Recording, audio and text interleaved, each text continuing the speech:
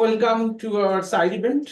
I think you can see that our side event is cracking the code, breathing sanitation gaps in informal urban settlements.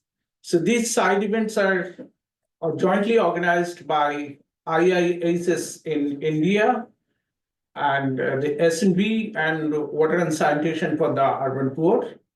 So you all know that IIHS India is basically a national academic organization, and urban sector development is one of their key priority interests, for which is also gradually getting good attention. SNB is a global development organization. They have many different development programs in many developing countries. Water and Sanitation for the Urban Poor is also a global organization specialized in increasing access for the water supply and sanitation for the unprivileged communities. So my name is Uttam Kumar Saha. I work with the WSUP Water and Sanitation for the Urban Poor in Bangladesh office as country manager. So basically, we have designed our session in a very flexible way. So in the beginning, we'll be delivering a keynote presentation on the topics of the side event. After that, so the keynote will be presented by myself. So after that, actually, we have kept two case studies. One case study will be from India, and that will be delivered by the colleague from the IIHS. The other presentation will also be delivered by the colleagues from SNB.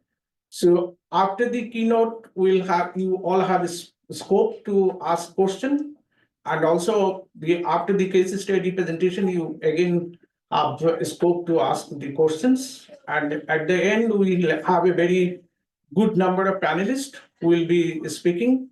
So during the panel discussion, you also get a scope to ask a question. And we have four panelists today.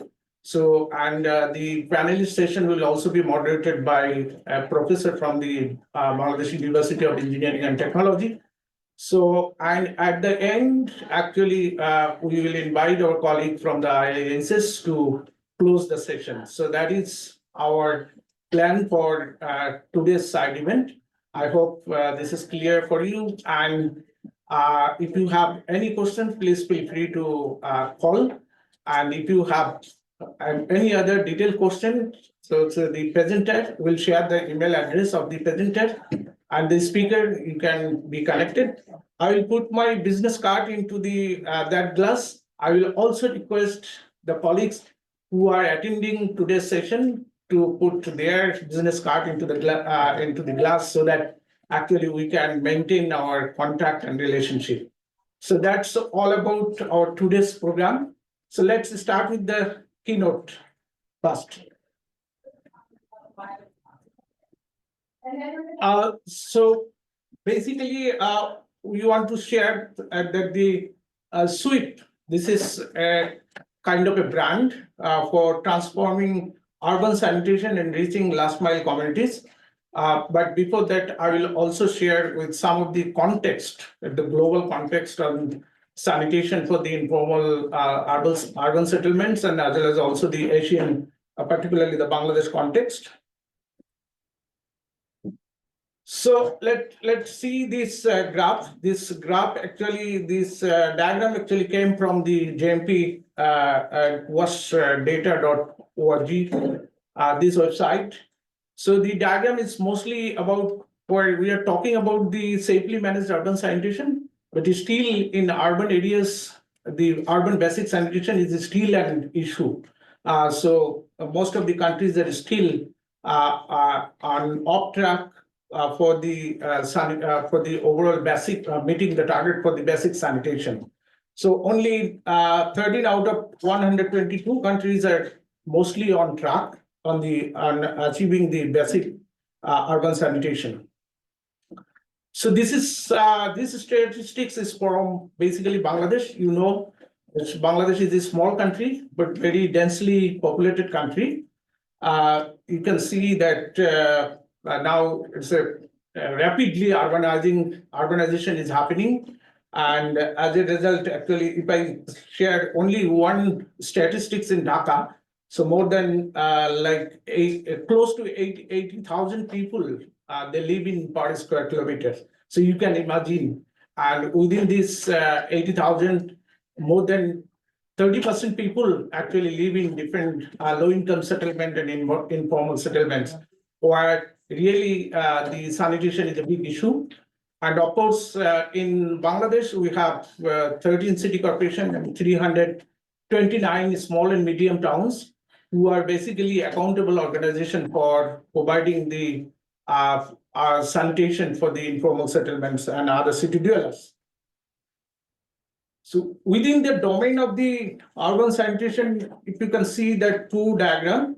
So the first one is focusing on the poor, and the second one is focusing on the rich. So if you see that the green part, so within this urban sector, there we find that the inequality, huge inequality in terms of achieving the safely managed sanitation. So the poor, the overall safely managed sanitation, it's remained always lagging behind. So within the urban sector, there are kind of more inequality for the poor settlements. So these are the some pictures, ground level pictures, basically that will give an overview that what are the ground realities for the drainage, overflowing the fecal,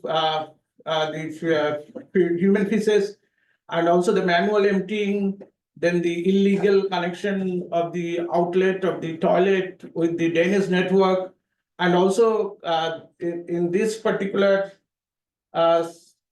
you can see this is the opening of the septic tank, which is actually inside their living room under the furniture. So when it comes to the emptying, it's not an easy job. So these are the some ground level realities in this in terms of the sanitation.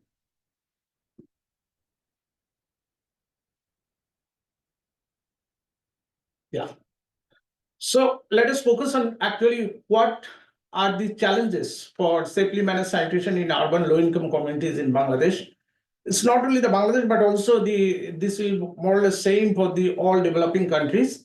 So there are lots of gaps are there, but we decided to focus on the major gaps. So we identified the gaps in three different ways.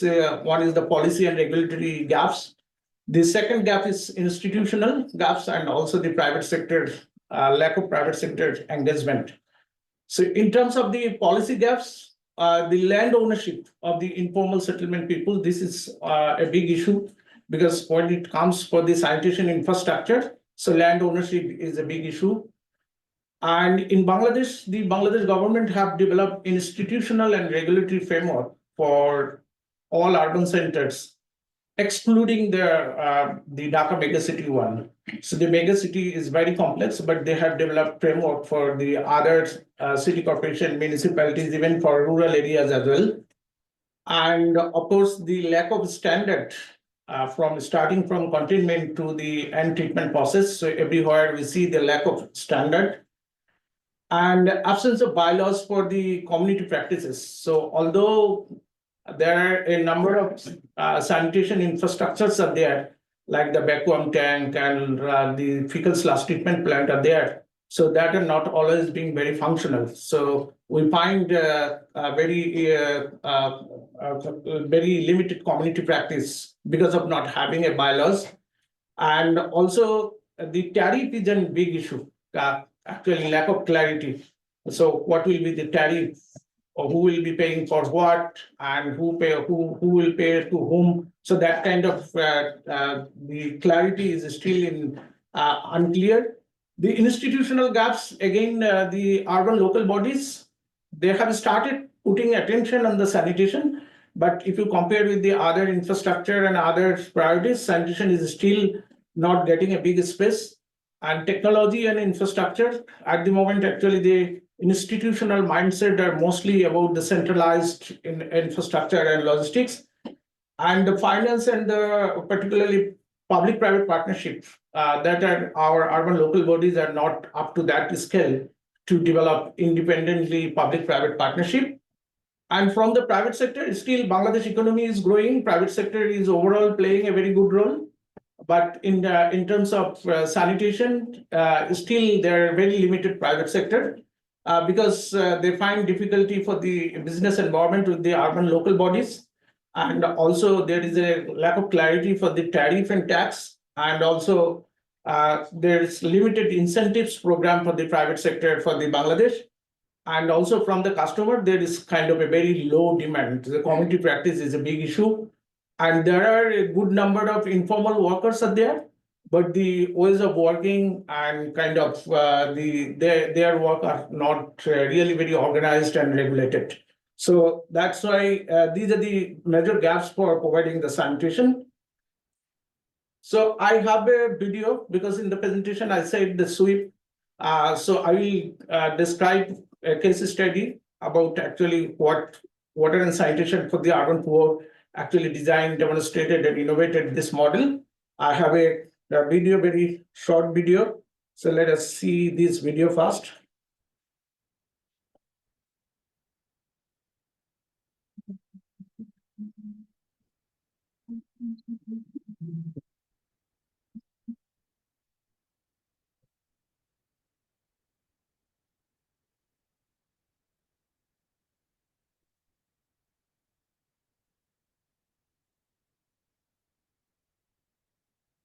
Yeah.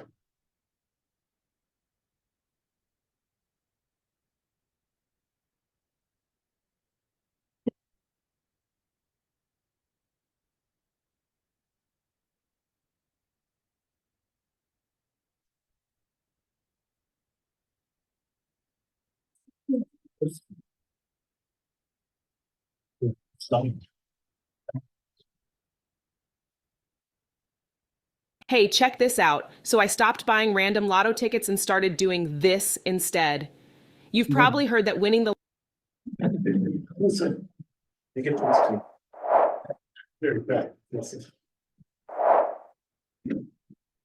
Thank you.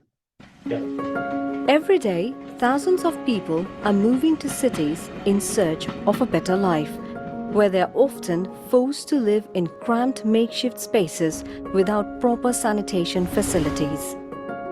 Poor sanitation can make an entire city sick. In Bangladesh, many urban residents rely on communal facilities that use pit latrines and septic tanks that overflow and flood, spreading disease. City authorities struggle to provide safe and hygienic emptying services due to limited capacity and competing priorities. There is, however, a simple and affordable solution called WSUP. WSUP is the country's only sanitation service that reaches the poorest whilst being financially viable. The WSUP model enables the private sector to enter the sanitation market to provide a service to low-income customers. WSUP ensures the waste is safely collected and transported to a government-owned treatment facility. Since 2015, 2.6 million people have benefited, including 800,000 low-income residents. The private sector has earned $354,000 in revenue, and 29 million liters of human waste have been removed from communities, providing a cleaner environment. International financing institutions are now investing in sanitation infrastructure in Bangladesh. WSUP can ensure the benefits of this investment reaches the poorest. WSUP aims to provide 15 million with affordable sanitation services by 2030 for the health of the people and the health of the city.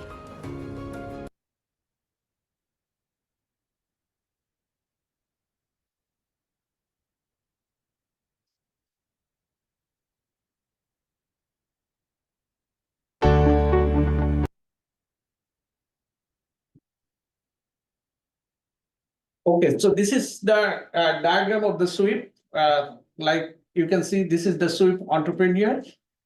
And there are two different sanitation systems. In Dhaka, there is very limited network sanitation system.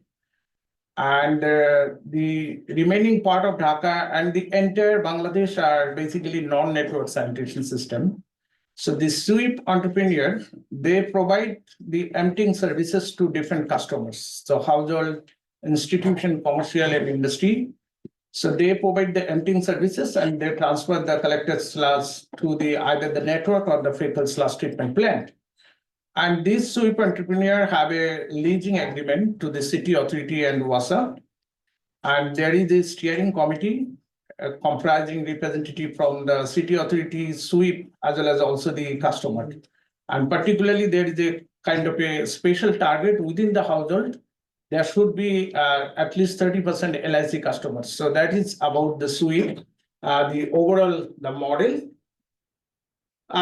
So if you talk about the sweep, again, this is like these are the key stakeholders. So one enterprise, private enterprise, city authority, customer, and they're kind of a commission agents, and also there are operator and sweepers who provide the services. So what makes the sweep unique and scalable? Because first of all, the sweep is a kind of an inclusive model, because there are provision of the tiered pricing where low-income community have a concessional the tariff for the low-income people for getting the dislodging services. Private sector engagement, this is the private sector-led approach, PPP approach, and of course the lease contract with the city authority in terms of the vacuum tanker. So they provide mechanical professional dislodging services at the doorstep, and they are obliged to dispose their collected sludge in the designated place, and they maintain the decent work for the emptiers and the operator. Of course, the community engagement and the behavior change for the community practice, these are also an essential part of this sweep model. And the entrepreneur, they have a innovative marketing and sales strategies. And of course, this is a model we are always talking about the profitability and scalability in other terms. Yeah. So this is the model. Actually, we initiated in 2015 with Dhaka City, but over the last 7 years, we worked with 3 different cities, and we worked with 7 sweep entrepreneurs. So here is the data for basically the 5 entrepreneurs. So this is the data from 2022. This is the overall situation of the entrepreneurs. They have earned revenue, they have a net profit amount, and we have also a data set for how many customers actually they are reaching and how much quantity of the fecal sludge they are emptying and disposing. So this is the overall journey of the sweep in Bangladesh. And we did a research program, because actually because LIC community is one of the conditions for the sweep enterprises. So we did a research and we found that if there is 30% of the LIC customers are there, then the profit, the overall profit of the sweep enterprises are more or less manageable for continuing their services. So in terms of developing new service level agreement with the city authority, we always encourage city authority to put 30% condition for serving the low income community. So very recently, actually, we provided our internal review, and we found that all of these sweep enterprises are actually running their businesses with an average, they have a monthly income figure. And now these entrepreneurs, we have seen example that one of the entrepreneurs, they also bought one vacuum tank by their own money. They are not only depending on the lease contract. So that's so basically 3 different strategy actually helped us to success this model. One is the citywide approach that includes both the rich people as well as also the low income people, the financial viability part, and the tiered pricing model, and of course the public-private partnership contract. So because sanitation is a public mandate, but for private operator have many ability, but they need to have a very good partnership over there. So that is overall the PPP model, and that's the end of my presentation. And I know that you may have questions. Please feel free to.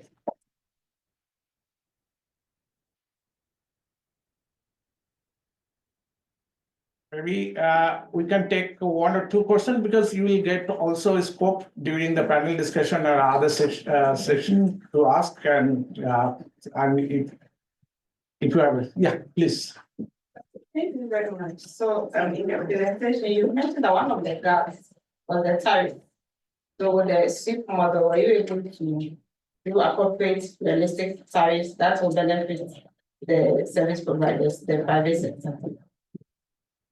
Yeah. So for a private service provider, what is the question? One of your gaps, Yeah. one of the gaps that you identified was the tariffs. So my question is, the SIP model that you are using with your cross subsidy. Yeah. Were you able to do something about the tariffs setting? So who pays for the subsidy and who pays for the private sector service that they are providing? Okay, so initially it was like, yeah. So the cross subsidy initially when we designed it, it was partly funded by the external grant program and also the technical assistance program from the WSUPs. So that was kind of a subsidy, but no cash actually subsidy was not there. But gradually the city authority and the utility company, they have also a LIC unit, low income community unit. So we build the capacity so that the LIC unit and the private enterprises, they can independently actually develop further program for the scaling up. So initially it was a very limited subsidy from the WSUP side in terms of providing the technical services, and the actual users fee, the high income people, they pay a better price comparatively to the payment by the low income communities. That is the 70-30%. So 70% people there, the rich people there pay relatively high compared to the low income community. In this way, actually they manage. Yeah.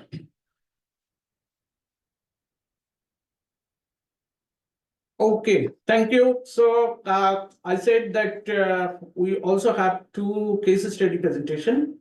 So the first case study presentation will be delivered Abhilasha. Abhilasha is our colleague from the IIHS in India. So she will deliver her case study presentation. I'm requesting her to give that presentation. Yeah.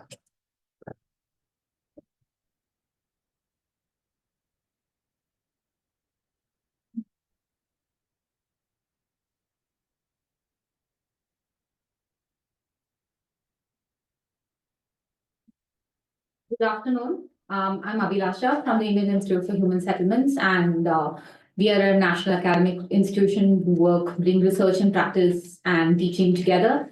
And in today's presentation, we're going to speak about moving from infrastructure to services and how can we do that for the urban poor communities. And I'm largely going to speak about case studies from Tamil Nadu, which is a state in the southern part of India. And we will be sharing our experiences from the ground. So just to set the context, I know Uttam has already set a very good context, but to our approach of working with low-income communities or in urban poor settlements, we all do know that the focus so far in the sanitation sector has been changing for many concepts, and so is the concept of inclusive sanitation. Initially, it used to look at groups in scale, groups in need, but now it's more and more going about how do we scale the innovations. And we were working a lot in business as usual, which you can see in the slide, but we definitely need to move more towards business as unusual, focusing on services, running costs, and supporting the cities with a range of interventions and also mixed solutions and contextual solutions, and also, of course, align all stakeholders together. So we have worked on the citywide inclusive sanitation in a city called Trichy in Tamil Nadu, and also from Chennai, which is the capital city of the state. So our case studies will be from there. But we want to just say that these interventions focusing on the urban poor communities look at equity, strengthening systems, their functions, and also, of course, providing sustainable solutions for all, and to strengthen local actors and bring them all together. And the impact of these interventions transcend directly or indirectly all the SDGs. So the initiatives of IIHS is sort of all along the sanitation chain, and we will be speaking to you very quickly about 3 case studies. The case studies are going to be very rapid given the time we have, but we are really happy to chat with you and also share the knowledge products with you about our case studies. So just moving on to the first one is about how we improved access to community and public toilets, which I will be calling as CTPTs going ahead in this presentation, by strengthening the services. So we worked with the Greater Chennai Corporation, which is the local authority in Chennai. And even though there are many community and public toilets in Chennai, the local government wanted to pilot different operation and maintenance models and identify a scalable solution. Because it's not enough if we have infrastructure, we definitely need robust services for people to actually use it. So IIHS partnered with the Greater Chennai Corporation, and we assessed close to 60 toilets, and we narrowed down on 9 community toilets in the city. And we provided a demonstration for 2 years, which focused on strengthening the O&M models, looking at infrastructure improvements, and also behavior change communication. And the players we had on board was a private facility management company, women-led self-help groups, and individual entrepreneurs. So first up, we analyzed the models based on their strengths, weaknesses, and what is their potential for scalability. And we developed key performance indicators for the toilets, and we handheld and also helped the operators to sort of monitor the performance of the community and public toilets. And we saw that in all the models, the monitoring really improved, and specifically the self-help groups were able to establish a very good connect with the community. And what was the value in this case study which I'm presenting? Definitely a sizable population of urban poor depend on community and public toilets. And we saw that in all the O&M models, the footfall in the toilets increased, and specifically women users. And we could see routine maintenance tasks dropping down to the desired in less than once a month. And we also saw that the cleanliness factor in these toilets were really increased over the period of time, especially in the SHG managed toilets. Currently, the local government is scaling this up to other toilets in the city, and this model is also being taken to other cities in the state. So moving on, this is my second case study, which is on app-based periodic desludging at community and public toilets. So this is a case study from Trichy, which is a million-plus city in Tamil Nadu. And it's notable that there are close to 400 community and public toilets in the city, out of which around 150 are connected to on-site systems. And a lot of this definitely caters to a lot of the urban poor population. And we were also seeing that, due to the containment systems are non-standard, and usually they need periodic emptying. And when that is not done, there were close to 1 to 2 days of downtime in each of these toilets, which would mean that during that period, the people cannot access the toilet, and it's also causing the environmental pollution. So the approach we took along with the local government again is that we mapped out all these 156 community and public toilets, specifically the containments. We tried to understand the location, the size, the footfall of these toilets, and what is the load generation in these toilets. And based on this, we developed an app to schedule the emptying of these containment structures in compliance with the monitoring system which the local government is adopting. And we also included the desludging operators or the honeysuckers in this process. So it was like a collaborative solution to ensure that there is no downtime in the toilets. And some of the common issues in the community and public toilets, specifically the ones with high footfall, are mentioned here. And it was leading again to downtime and environmental pollution. So this periodic monitoring and emptying of these toilets could definitely mitigate such challenges. And the value here was, of course, that because the cities serve urban poor population, this really reduced the downtime. And similar to the first case study, this app is being taken up in other cities in Tamil Nadu as well. My final case study is about WASH in resettlement colonies. We took up an assessment and a strategy development for a resettlement colony called Kannadi Nagar, which is located in the south of the city. And it is home to about 15,000 households. And the common wash issues here was that with respect to water, the municipal supply was as low as 23 LPC, and it was also only once in 2 to 3 days, and for a very limited period of 3 hours, and we usually saw women collecting the water. And definitely this was supported by private sources, and there are no household water connections. And 64% of them faced water scarcity throughout the year. There were poor water storage practices, and definitely the water was also contaminated with pathogens. With respect to sanitation, we saw clogged toilets, backflows, and about 20% of the population used shared toilets and not individual toilets. And the UGSS lines were also blocked, and the inspection chambers were also blocked. And the stormwater drains were found carrying black water, and definitely there was also solid waste accumulation in the stormwater drains. And there was also a problem that majority of the residents were not segregating their waste, and the waste was collected mostly from community bins and streets, which meant that the door-to-door service delivery was not very robust. So I've spoken about the situation. The point I want to highlight here is that government has been intervening in Kannaginagar for more than 2 decades now, and still there are service gaps in to date. So we used a mixed method approach to sort of understand the wash conditions, and we really studied the institutional arrangements to understand the service delivery.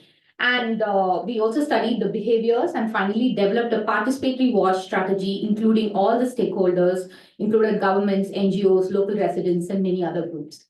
So I've spoken about the analysis, but again, the point we want to stress is that substandard services were arising from poor institutional convergence and also limited focus on system strengthening, and there was inadequate community engagement. So we developed a short, medium, and long-term wash strategy, including solid waste management. And currently, we are rolling out behavior change communication and menstrual health management interventions, engaging the youth and community groups in the settlement. So we want to conclude with some of our learnings from the ground. The first one is that we usually assume that there is infrastructure in the urban poor communities. Even though there is infrastructure, it's often not adequate to cater to the density and the population of these urban poor communities. And it's not just about the infrastructure. We need to definitely look at the service delivery arrangements in the urban poor communities, which are usually weak. And definitely on the ground, tailored operational maintenance model, especially engaging the communities, and community-based models are definitely working. And it is with good monitoring, it is also improving the user satisfaction. And technology integration is a key part. The app-based maintenance and the transparent monitoring to the urban local authority can definitely reduce downtime, especially in high footfall areas. And finally, service delivery for urban poor community is complex, and it requires cross-departmental collaboration. There are many stakeholders involved who we should engage as part of the solution. Definitely need to look at running costs, and community engagement is key. And also because it's not a straightforward answer, there is a layer of behavior, space, finance constraint, and many of these factors coming together, and it is definitely just beyond infrastructure. Thank you.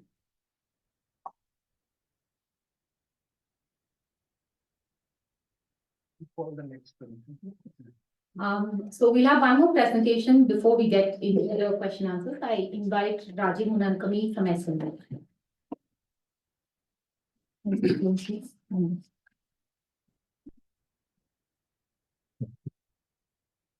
Yeah, good afternoon, everyone.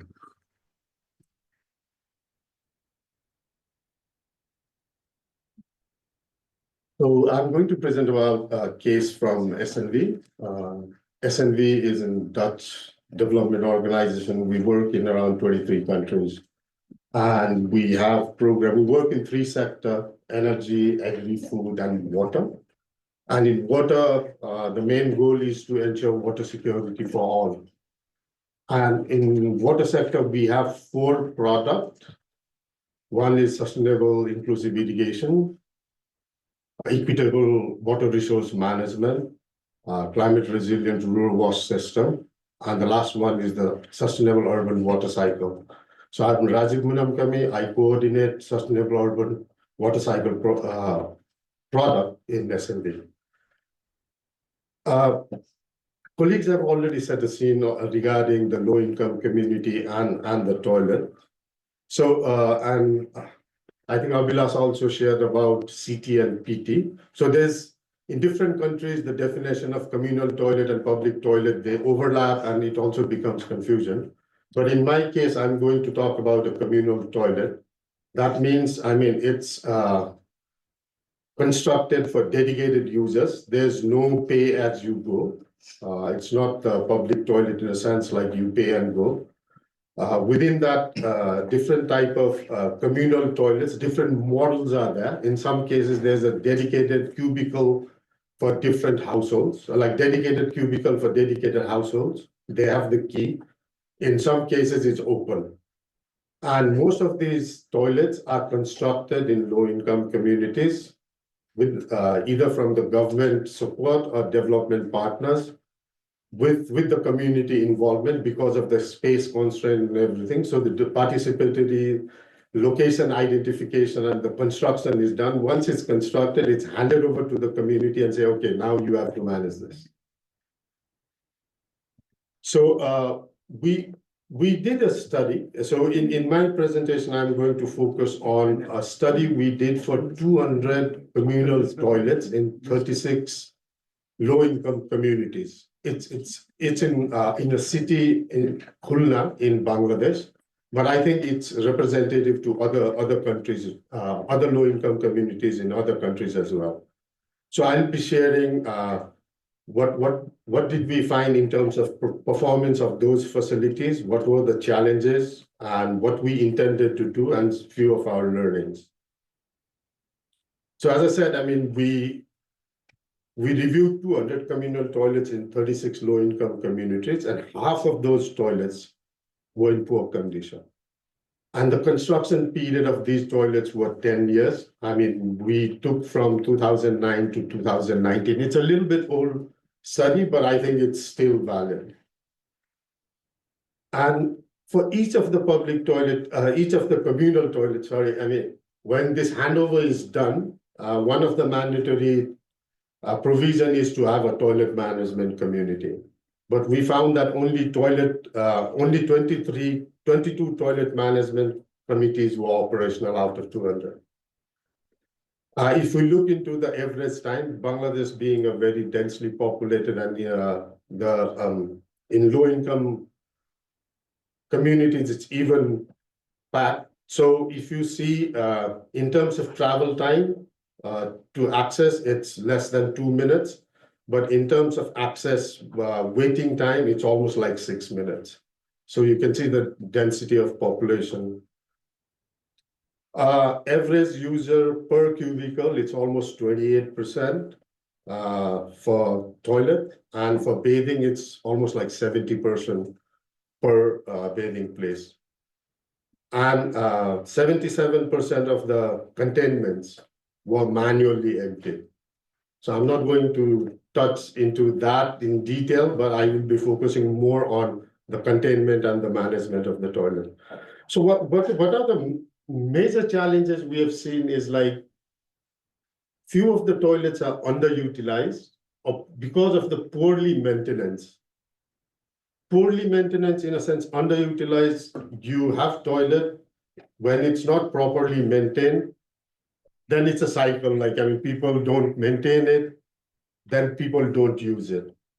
So that vicious cycle is there. It's primarily because of lack of ownership of the community and commitment and accountability from the local authority in order to monitor those, like from the ward councillors or even from the city corporation in order to monitor those communal toilets. So communities also struggle to maintain and use, leading to poor, as I already said, poor sanitation condition. One of the major challenges is the fund. So when these toilets are handed over, toilet management committee was supposed to have some operation and maintenance fund. So some of the projects, they do provide some initial operation and maintenance, but with time, with dilapidated infrastructure, that doesn't continue. And that's where it starts deteriorating. Because of the limited space, other services like emptying is also not possible from the mechanical system. And there's lack of enforcement and adherence by local authority, as I already said, in terms of maintenance and ensuring the proper functioning of those toilets. And other challenges like you see 3-4 toilets blocked in one place. Like this is constructed in 2009, this was in 2012, this is in 2015. Instead of kind of repairing the first one and making it operational. So they go for infrastructure. I think Uttam and Abhilash also shared that the focus is more on infrastructure than in operation and maintenance, and people want new infrastructure. And there are funds and development partners who are interested to support the new one rather than rehabilitate the old one and make it more functional and operational. So we did this study in order to develop a model so that the operation and maintenance of these public toilets can be replicated. So main activities, first we focus on formative research, why things are happening, the way it's happening, and what was supposed to happen and why it's not happening. So what are the enablers and the barriers for certain behaviors? Then we focus on, so we map all these communal toilets, GIS maps, so that the ward councillors or the city leadership could also understand the location and whether this been covering the entire communities or not. Then we have a series of toilet management committee. So as I said, like only 22 were there functional. So we revived other 182. So just to make it 200 as well.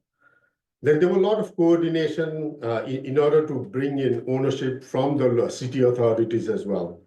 So based on the formative research, we also did, we designed the awareness campaign, door-to-door mobilization in terms of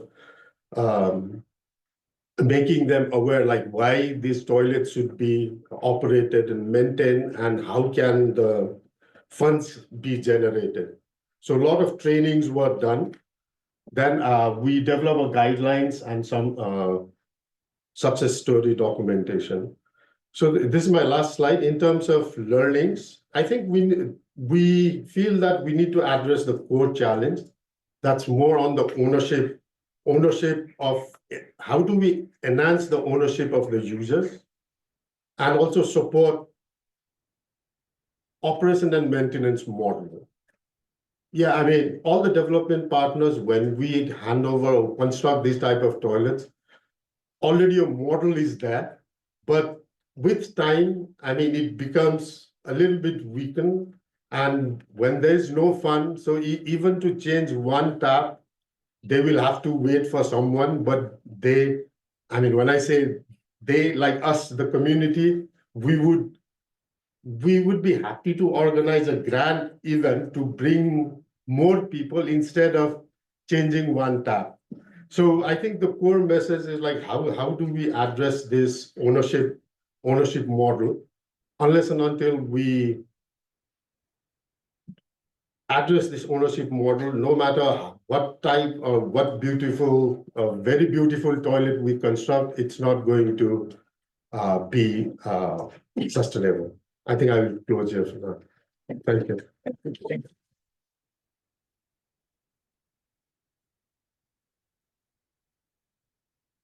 Okay, thank you, Abhilasha, and thank you, Radeep, for your excellent presentation. So you have seen two different case studies, one from India and also one study from one of the city from Bangladesh. I believe you may have some question. You will have some question. If you have any question, please feel free to raise your question. We have scope to take 2-3 questions. Yeah. So who's the microphone? Yes.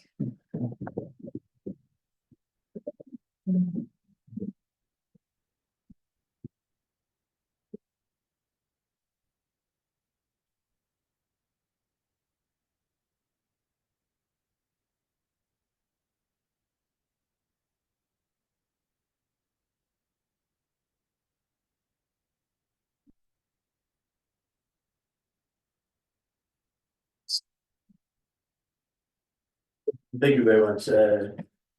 From the third presentation, you were talking about community toilets and the major problem being maintenance. I was trying to find out whether you collect user fee for people using the facilities, and if you collect user fee, then what is the money being used for apart from maintenance? Because once you have community toilet and you go inside and pay, then you can accrue some money that you can use to do the maintenance. So it's all to find out about that.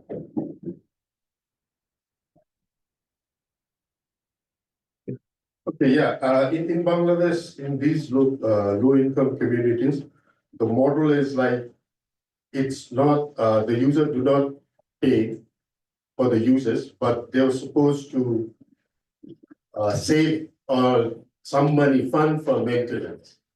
So from the project as well, infrastructure project, 10 to 15% of the fund is allocated for maintenance for the startup.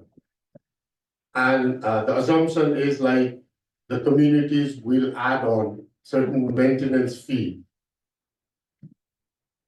But the challenge is with time, that doesn't work, that doesn't happen. Yeah, I think I can also add one, like when the issue actually come from the major damage, then it is difficult for the user to afford.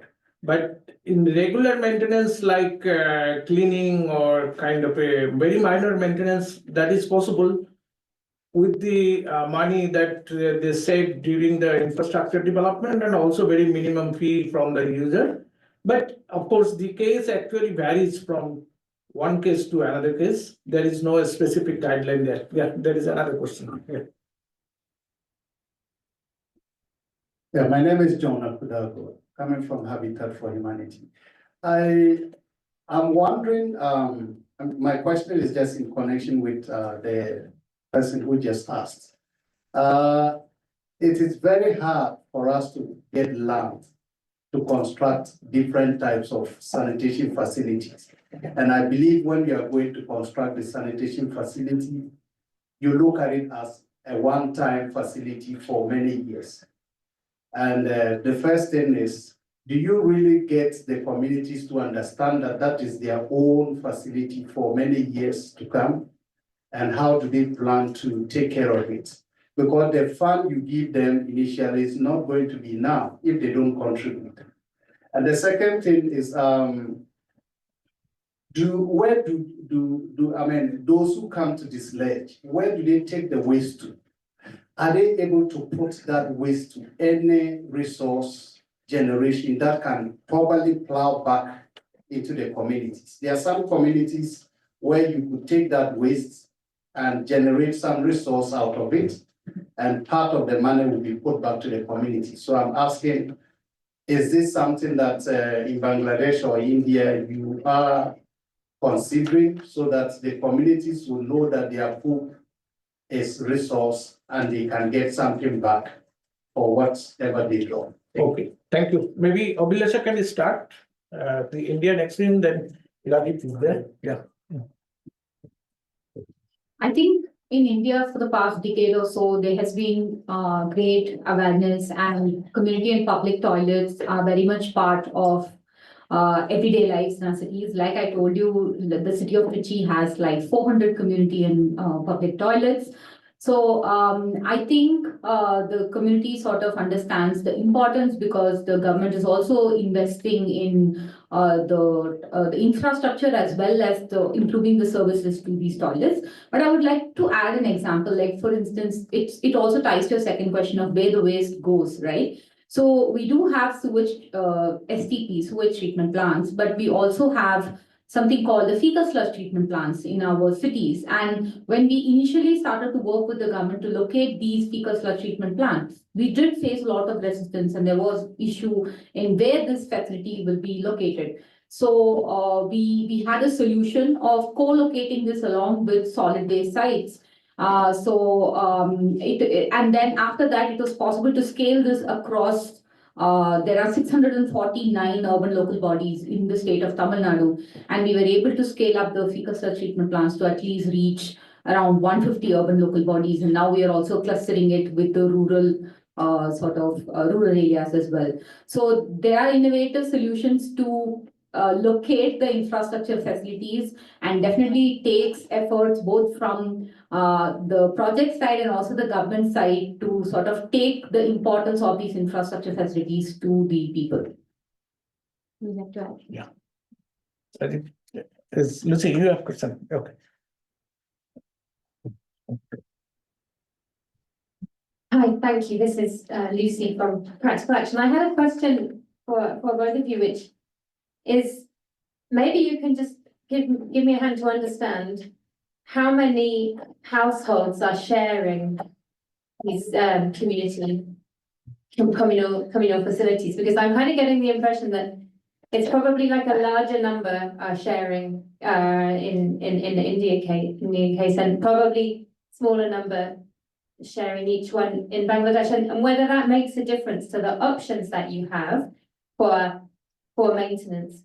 And also, whether in the case of Bangladesh, part of the issue might be if the households who are sharing maybe change over time, like there's that doesn't happen, because in other countries people would move, they'd be renting, they would move, and then your little community agreement would disappear because people were moving out and new people coming, and it makes it harder. But maybe it's an issue of like the number of people, because if you have more people, you can have more of a business. If you have anyway, so yeah, that would be really good to understand. Yeah, Thanks. Radeep, there is another hand. Maybe we can take the question because we have limited time, and then you can answer both the questions. There was another hand from the, yeah. Thank you. My name is Mita from Indonesia. I think my question is almost the same with the lady. Because in low income communities in urban, it's also informal settlement. So they are moving like living temporarily, 3 months, sometimes only 1 week. So how do you make sure that the operational and maintenance is in place with the condition like that? Thank you.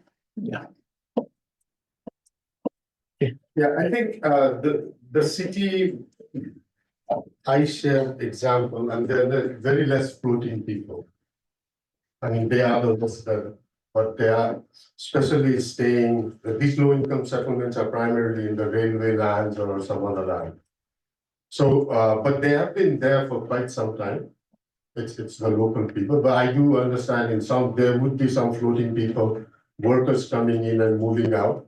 But it's also the responsibility of, I mean, it's not the landowner, but someone who controls those facilities, because there is always someone who rents it out.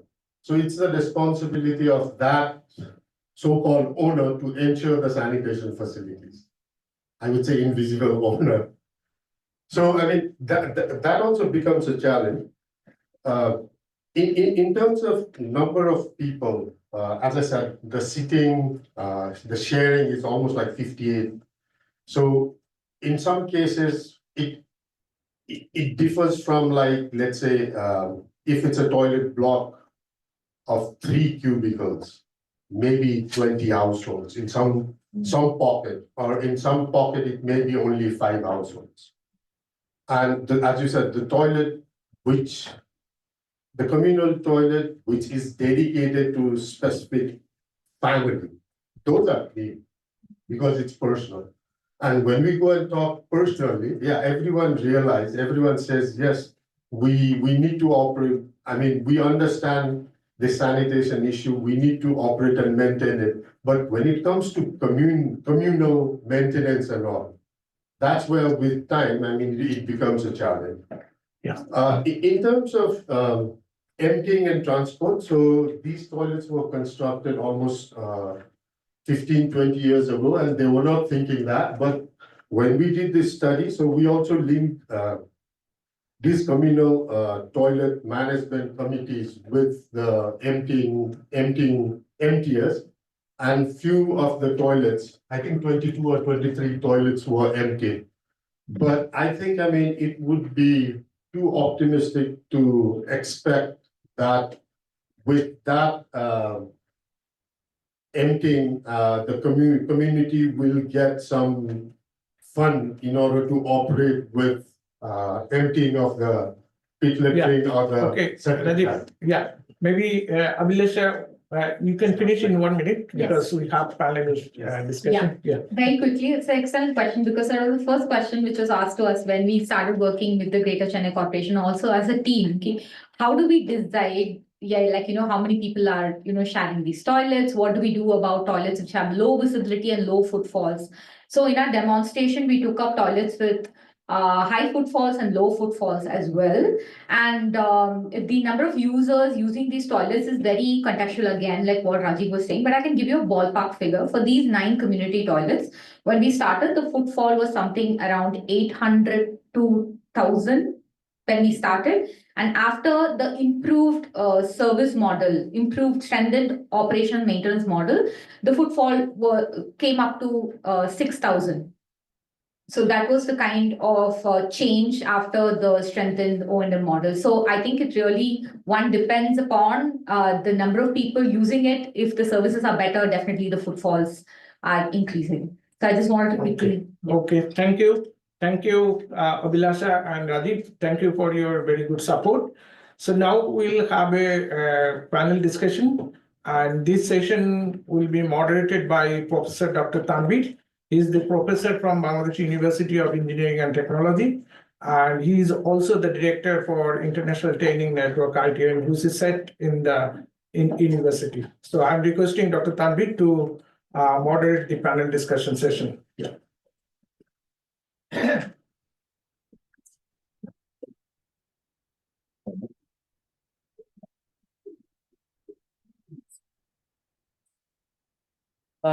Thank you very much. I think we are already in the very core of the discussion already. However, we'll now move forward with the panel discussion. We have today with us Mr. Ed Mitchell, CEO of Water Sanitation for the Urban Poor. I'd like to request you to have a seat here. We have also have Lucy Stevens, Global Cities Program of Practical Action. Thank you for being here. And also I'd like to request our two presenters, Abhilasha Nagarajan of IIHS and Rajiv Muankami of SNV Netherlands to join us as well. So I think we already heard from Abhilasha and Rajiv quite a bit, so I'd like to give more time to Mr. Mitchell and Lucy here. We are talking about bridging sanitation gaps in informal settlements, a core issue of urban environment. And the thing is that the thing with this urban environment is that we have both well-offs and not so well-offs living side by side with very unequal distribution of sanitation service facilities and management of sanitation service. That's why these challenges come in. So to Ed, maybe like to have a more of a top view of how WSUP is looking at all of these things, these challenges in urban environment. And I know that WSUP is also heavily engaged in looking at the policy gaps and engagement of stakeholders, as well as looking at the regulatory environment for in this type of challenging situations. So Mr. Ed Mitchell, so maybe you can. Thank you very much, and great presentation. So thank you everybody who have set this conversation up so brilliantly. I think when you think about bridging the gap and coming back to the title of the session, part of the answer is that there are a lot of different routes to bridging that gap, and there is very, very definitely not one size fits all. And if you think about it, perhaps in relation to, first of all, what you might call the user interface, and then think about transport and then treatment. The actual construction of the toilet block. We, for instance, have a subsidiary which provides container-based sanitation in Kumasi in the Ashanti region of Ghana. That's a solution that works incredibly well for people who are renting property where they have no space to fit a pit latrine or something like that. Perhaps they are less able or older, and they therefore highly value something in the house, and yet they can't dig a pit. So a container-based sanitation model can, in places, be incredibly good. If you think about the transport piece of this, well, the sweep example is a great example that Jahan's already shared with us. I won't go over that again. But there are also, we've heard that sewer sanitation systems are the exception rather than the rule.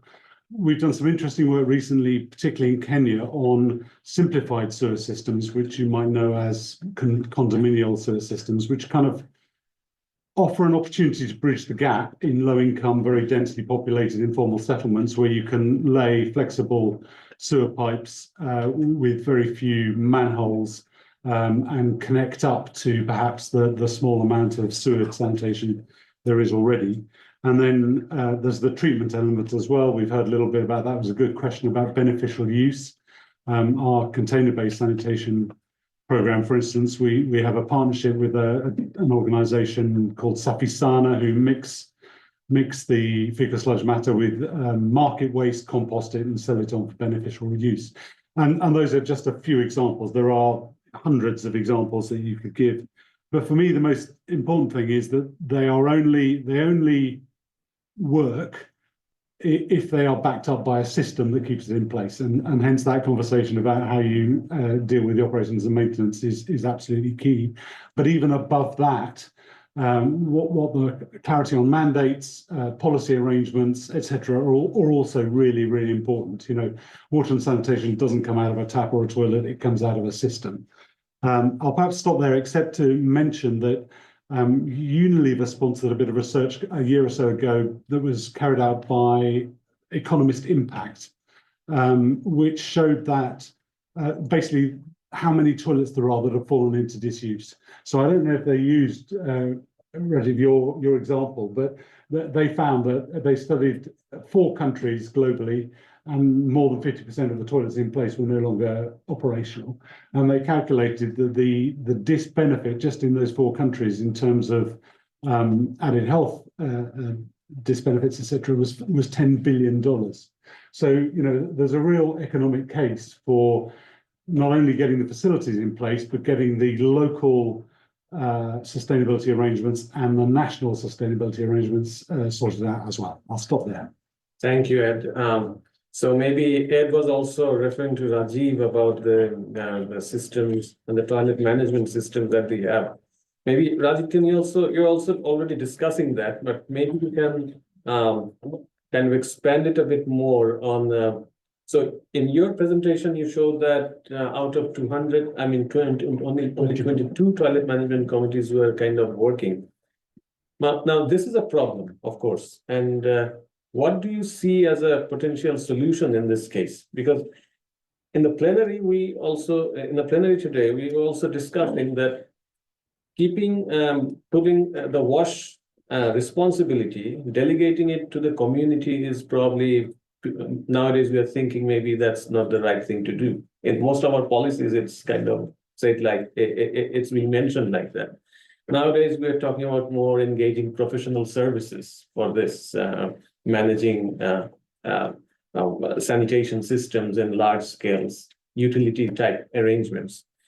Do we envisage something like that in LICs in this low resource settings? Is that possible, or maybe we should go on having these toilet management committees working, training them and things that, what do you envisage?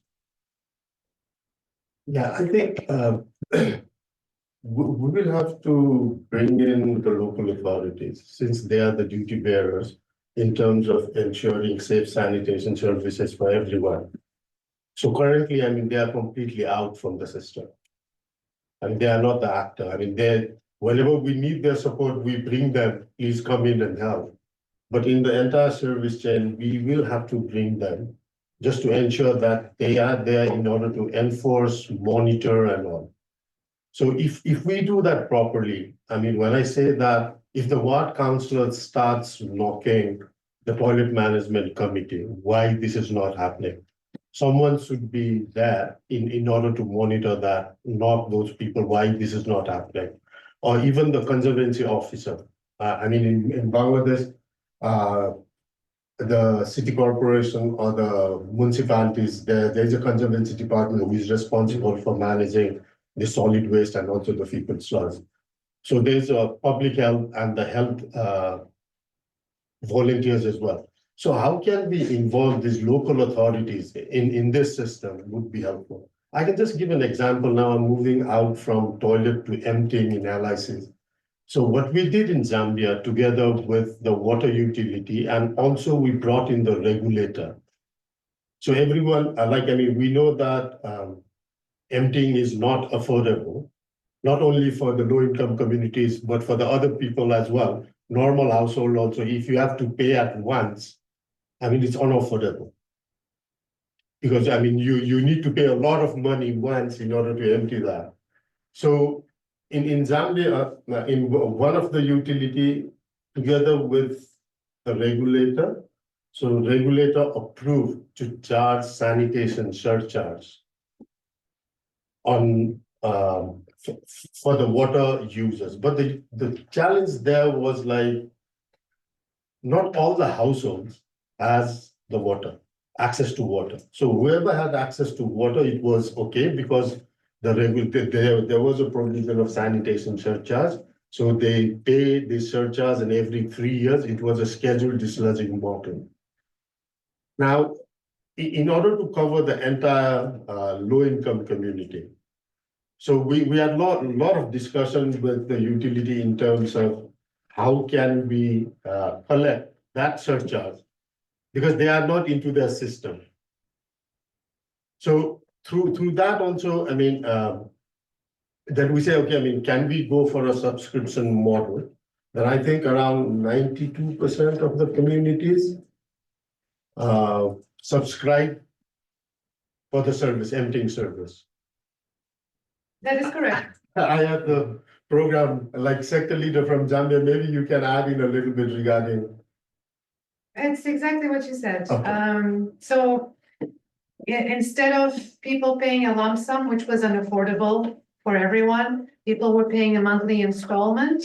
And we went from 500 kwacha lump sum payment, which is roughly 20 euros. We went from that to 0.52 euros a month. And everybody could pay, even the lowest income groups. Okay. So that was also a demonstration that it's not that people don't want service, is that it's not that people don't have the willingness to pay. It's really about setting up arrangements that provide people what they need at prices that they can afford, while maintaining a cost recovery model overall. Thank you very much for that input. And I'd also like to mention, because Ed also kind of alluded to that, even we're talking about emptying services, but there are also different types of mechanisms available, like the flexible sewer systems. And I know that some of these are already being applied in Rohingya camps in Bangladesh, because this whole collection business is kind of it's a pain. So you can use these flexible and with less number of manholes, you can probably make. Do you think that's a possibility in low-income communities, using this type of systems to, collect the fecal waste from these communal toilets instead of getting your truck inside and do all this arrangement? That might be kind of an option. Do you think that's a workable, something like that could be? Yeah, I think, technically it's possible. So we will have to see whether it's financially feasible and what could be the best option. When you talk about the camp in Bangladesh, so we had to do that. So the cost was not an issue there. Yeah. We had to empty the toilet every week.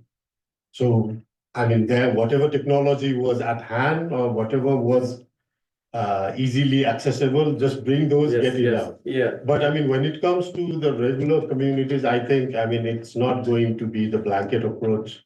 There will be a lot of social, financial, economic issues. Sure, thank you.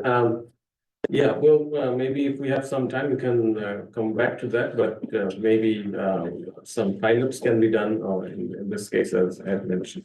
Lucy, can you kind of highlight how can we kind of bridge these gaps in these low resource settings and what sort of options are available to us, given the discussion that is happening today and the context that we have, especially in Bangladesh and India. Thanks. I mean, I think one of the things that I have heard less about in discussion so far that I wanted to shine a bit of a spotlight on is how we can make sure we're starting with what is already there on the ground and in engaging the key actors. And in particular, I'm thinking about the informal sanitation workers who are already providing the majority of emptying services in a lot of the contexts where we're working. Both Bangladesh, also outside of South Asia in places like Kenya. Now, what we need to understand is that a lot of people choose to use informal services as a preference, rather than the kind of formal municipal services. Also, what we know is that the municipalities are spending quite a lot of money on their formal services that are not covering their costs. So that money that the municipality is spending on covering the costs that are not being recovered by the user fees, so effectively subsidizing their formal services, maybe they could use that money more efficiently and at the same time allow the help by making sure that we understand what it is that people prefer about the informal emptying services and help to amplify that and professionalize those services in a better way. So we know that can actually bridge quite a lot of gap in terms of meeting the demand for pit emptying. But one thing that we're finding in that context is that you'll get to a certain point, maybe 30% of a city's population, 40% of a city's population, and then you seem to reach a bit of a plateau, and then you seem to be able, you kind of reach a point where it's quite hard to expand beyond that. And there are a number of factors related to that. In the Bangladesh context, part of that is related to the fact that some people have got septic tanks and they just prefer to illegally let those empty into the drainage, and thus mean that they don't have to have any kind of emptying service. So if we're going to expand sanitation service, we need to be able to also deal with those issues. I think the other thing I wanted to mention that's been really powerful in other contexts is around as well the kind of demand, the demand creation and the focus that you can put on sanitation services from the municipal level. And if the municipality or the city authorities can get behind a big push around, we really need to improve the sanitation services, and that can be supported by very kind of community-based, gender-focused sanitation services, sort of demand creation, it can actually have quite a transformative impact. And those are just two of the aspects that I feel like we maybe haven't touched on that can really help. And yeah, one more might just be in terms of the finance and the ability for small enterprises who might be in sanitation to access the finance that they might need for improving their equipment and professionalizing. Thank you very much. And Lucy, you do mention, I'm coming back to you again. You do mention that professionalizing services is a way to counteract all these manual emptying and those informal kind of. But Rajiv also mentioned that in this type of settlements, like informal urban settlements, the involvement of the city authorities, as they found in Bangladesh, it's very, very poor. I mean, they practically don't care. They have to go and knock the doors and see how the toilet management committee is working. Now, if something like that is happening, whereas in the rich part of the city, they are giving more attention to the collection, transportation, and more their oversight. These type of areas, these informal urban settlements, they're already, they're not very much. They do not care about knocking their doors and seeing these facilities working. So when you talk about professionalizing services or stopping illegal discharge. How do you think that's going? I mean, those things will happen here. I mean, if somebody is really not overseeing their activities over there, especially in the informal settlements, can you shed some light on that? Is there a solution or this? I mean, I think one of the things is that's really important is to kind of think about the community structures and allowing discussions around sanitation to kind of be a bit more visible within, and it might be the like ward level coordination committees or neighborhood planning associations or neighborhood slum improvement committees or whatever is that kind of focus, that then those and making space for voices of communities and of the sort of sanitation workers to be more to have a seat at the table at sort of those different levels, so that there's less scope for people to sort of ignore the issues that are being faced in other parts of the city. Thank you, Lucy. I'm coming to Abhilasha now. Now, given the discussion that has already been being made here about these low resource settings, your experience in India, what does it tell that where can we find potential solutions to this? I mean, informal urban settlements have always been beyond the radar of major policy planning, even in regulation or putting a policy to oversee or maintain and things like that. Where can we find the solution to this eventually? Yeah, I would like to add that suppose we take in consideration an informal settlement or an urban poor settlement. I had mentioned some challenges in my presentation, but one thing I want to emphasize on as a solution is the institutional convergence. So for instance, if you take the resettlement site I was speaking about, there comes about 5 government departments who are in charge of the infrastructure and various service delivery arrangements such as water, the taking away the waste from there, the disposal of, someone who's in charge of the UPSs, someone is different is in charge of the water supply. So there are close to 5 government departments which come together, and very often they do not speak to each other, and their interventions sort of also happen in silos, right? So I think if there is a dialogue established and if there is a check-in mechanism to build on each other's strengths and sort of work together, I think that is a starting point really for the strengthening of the systems. And it is happening in some degrees, but we need to put more focus on that and ensure that that happens. And I also want to add one point here that definitely in Tamil Nadu, there is a government buy-in both for the infrastructure and also the will to improve the service delivery for the urban poor settlements.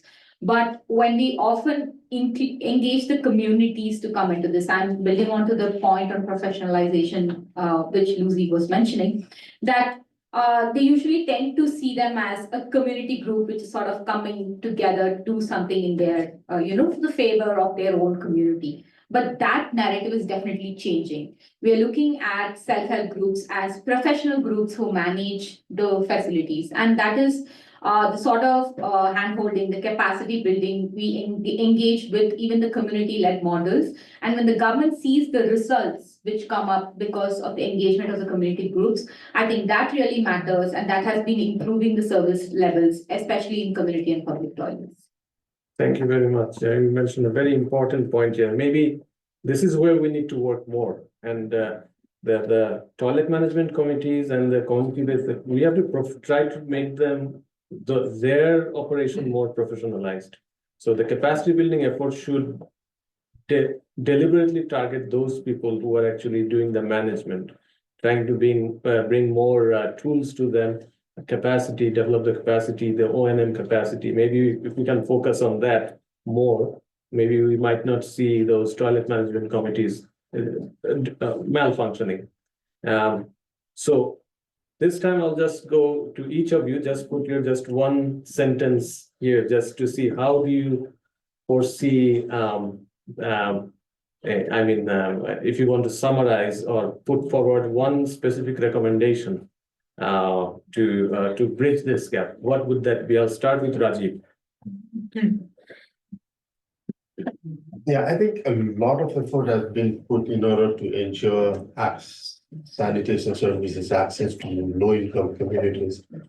But if we look into JMP as well, I mean, we leave them as limited facility on one side, but on the other hand, we are saying like sanitation services for all, safely managed sanitation services for all.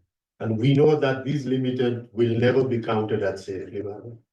So instead of just parting all these facilities, shared facilities into limitation, we need more discussion. How can we kind of graduate them in order for safely managed sanitation? Okay. And we know that Yeah, I got your point. space is not. Yeah, there's the ongoing discussion of the shared facilities becoming and redefining them and the standards. I think already a discussion is on way. It's ongoing. Maybe we'll see something in the JMP indicators sooner rather than later. Abhilasha, any one sentence. I think we as practitioners and all other stakeholders must understand that the solutions are complicated. And the solutions are definitely not simple, and we need to look at the context and also strengthen the service delivery before engaging the community. So I think, engaging the community and putting the onus on them, we sort of follow this and then get the community inside to look at participatory solutions. Thank you. Lucy, any last comment from you? It's hard to sum things up, and because there are a variety of things that need to happen together. But I suppose my one message would be that we must first understand who is already there and acting, and value the contribution of the informal sanitation workers, and their ability to provide a professionalized service which people want to use. Thank you. And I think this resonance of having a professionalized service is becoming more and more stronger, and that's good. Maybe we're getting somewhere. I'll give the last word to you, Ed.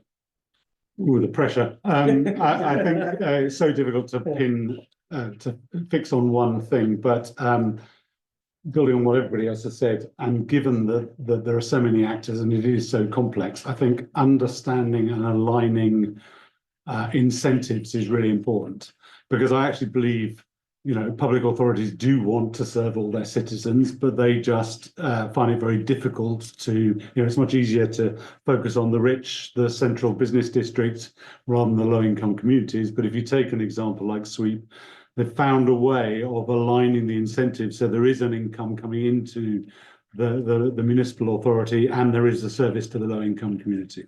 And just abuse my final word position, just to say that on that debate about JMP and shared sanitation in particular, there is some brilliant research that's been done here in the UNC based on some toilet interventions that we made in Maputo in Mozambique, the MAPSAN trials, which provide an absolutely clear-cut evidence that shared sanitation has enormous health benefits if done properly. Thank you very much. And we're at the end, and I'd like to first thank all our distinguished panelists. And let's just give them I'd like to finally, I'll give the floor to Niladri to just close this session and for the vote of thanks. Thank you. Thank you. Okay, thank you, Dr. Tanvir. So it's my privilege to give the vote of thanks on behalf of IIHS, SNV, and WSUP. So first of all, I want to express my heartfelt gratitude to Uttam for setting the context so well. Followed by, we had two eminent presenters, Rajiv and Abhilasha, who presented cases from Bangladesh and India. So sincere thanks to both of them.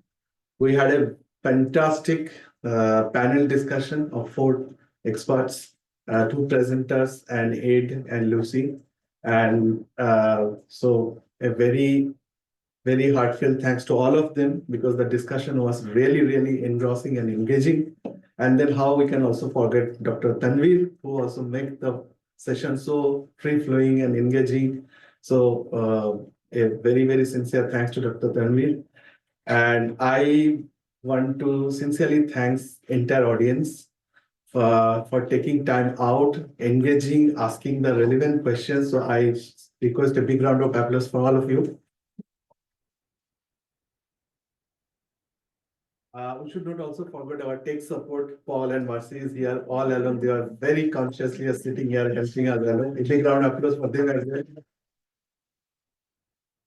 And last but not least, the Water Institute and the University of North Carolina for giving us this opportunity to discussing this very important topic and getting lots of insights from all of you. So on this note, we are concluding this session. Thank you so much. It's not forget to drop your business card. Yeah. Thank you. Thank you very much. Very well done. Tricky doing those things. You did well.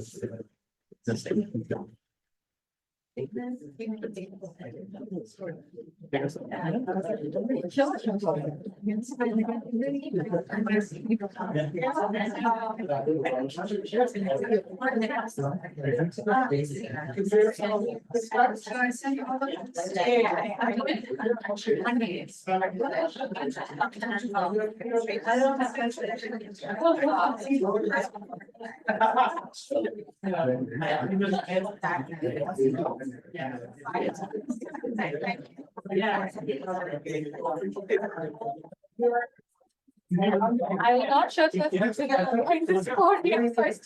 Silence. I just remove my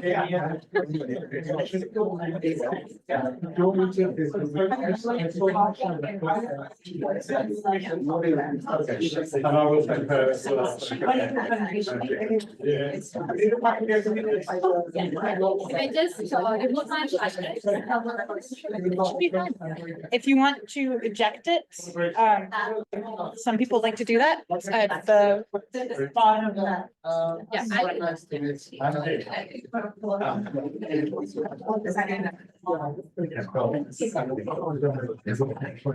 Very well. It went very well. It's mostly amazing. Abhilasha, I think everything was in set.